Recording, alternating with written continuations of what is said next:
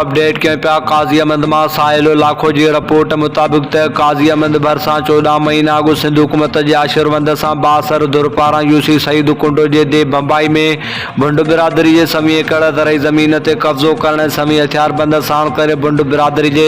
हथीं ख़ाली 5 ॼणनि खे शहीद करण वारे अमल खे 14 महीना गुज़रण बाद मुख्य कातिल गिरफ़्तार न थियण ख़िलाफ़ दे बम्बई जे शहीदनि जे वारसनि SUP पारां टैक्सी बस स्टेट खां रैली कढी वई, जेका मुख़्तलिफ़ रस्तनि खां थींदे प्रेस क्लब आॾो पहुती, जिथे शहीदनि जे कातिलनि जी गिरफ़्तारी लाइ सख़्त नारेबाज़ी कई वई।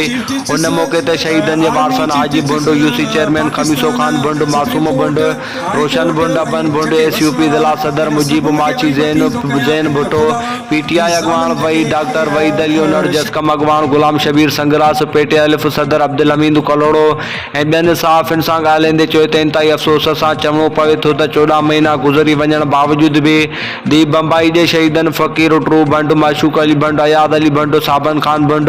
अकमल बुंड जा कातिल गिरफ़्तार न थी सघिया, बल्कि SSP शहीद बेनज़ीराबाद शहीदनि जे क़त्ल में मुलविस मुख्य जवाबदारनि मोहसिन ज़रदारी, आबिद ज़रदारी समेत ॿियनि जवाबदारनि खे कोर्ट जे हुकुम ते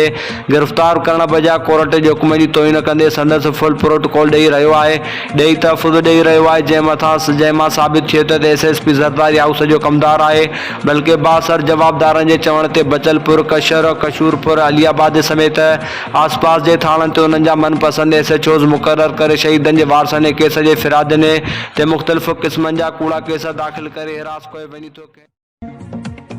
हाणे अवां खे अपडेट कयूं पिया। सकरंड मां काज़ी अली रज़ा सनाई जे रिपोर्ट मुताबिक़ त सकरंड प्रेस क्लब पारां 1 मई ते मज़दूरनि जे आलमी ॾींहं जे हवाले सां मुख़्तलिफ़ शोबनि में मज़दूरी कंदड़ मज़दूरनि खे मनता ॾियण लाइ सकरंड प्रेस क्लब में सेमिनार मुनक़िद कयो वियो, जंहिंमें खेनि माण्हू ॾेई सिंध जी सूखड़ी अजरक पाराई वई। मनता माणींदड़ मज़दूरनि में मोचको कमु कंदड़ अयाज़ शेख, वाडको कमु कंदड़ मंठार लाखो, हमाली अब्दुर्रहमान चांडियो, होटल जो पेशीगर फ़कीर मोहम्मद ख़ास कईल हजाम को कमु कंदड़ वसीम आगरो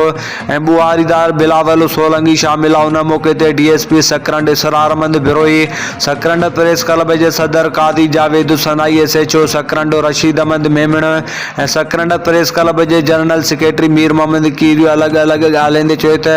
1 मई वारे शिकागो जे शहादत उहो पैगाम ॾिए थी त मज़दूरनि जे हक़नि जो तहफ़ुज़ थियणु घुरिजे। खेनि संदसि पोरे मूजिबि अजूरो ॾिनो वञे। हिन चयो त सकरंड प्रेस क्लब मज़दूरनि खे माण्हू ॾेई नई रवायत क़ाइमु कई आहे। उन मौक़े ते हेड मुंशी आरिफ खोसो, मसूद अहमद उमरानी, रज़ा मोहम्मद सियाल, हाजी अब्दुल्ला मंगसी, मोहम्मद रमज़ान मंगसी, सजाद अली मंगसी, मीर जलबाणी, अकबर मल्ला ऐं गुलाम रसूल कीरियो पिणु मौजूदु आहे। हाणे अवां खे अपडेट कयूं पिया। दादू मां bureau chief MD Munir Lashari जे रिपोर्ट मुताबिक़ त मेड़ गुज़िरियल राति फरीदाबाद रोड खां SK मेडिकल स्टोर तां थियल फुर ख़िलाफ़ मेड़ घंटा घर चौक ते मेडिकल एसोसिएशन तरफ़ां एहतिजाजी मुज़ाहिरो करे हड़ताली कैंप लॻाई वई। हड़ताली कैंप ते मेडिकल स्टोर जो मालिक अली शेख, डॉक्टर मुकेश कुमार, काशिफ मलिक, अब्दुल रशीद शेख ऐं ॿिया मेडिकल स्टोर जा मालिक हड़ताली कैंप ते पहुची एहतिजाजी मुज़ाहिरो कयो। उन मौक़े ते अली शेख, डॉक्टर मुकेश कुमार ऐं ॿियनि अॻवाननि चयो त मेड़ जे अमन अमान जी सूरत हाल तमामु ख़राबु आहे। फुरू ऐं धाड़ा रोज़ जो मामूल बणियल आहिनि। असांजा मेडिकल रेप ऐं शहर जा वापारी महफ़ूज़ न आहिनि। शहर पुलिस जे सिक्योरिटी न हुजण जे बराबरि आहे। असां SSP दादू, IG सिंध ऐं आला इख़्तियारनि खां अपील कयूं था त थियल वारदात जो नोटिस वरितो वञी, फुर थियल रक़म वापसि कराए ॾिनी वञी, जवाबदार गिरफ़्तार करे उन्हनि खे कानून जे कटराणे में आंदो वञी। ॿी सूरत में ॾोह वापसि न थियो त असांजो एहतिजाज जारी रहंदो ऐं शहर जा दुकानदार वापारी असां सां गॾु हूंदा।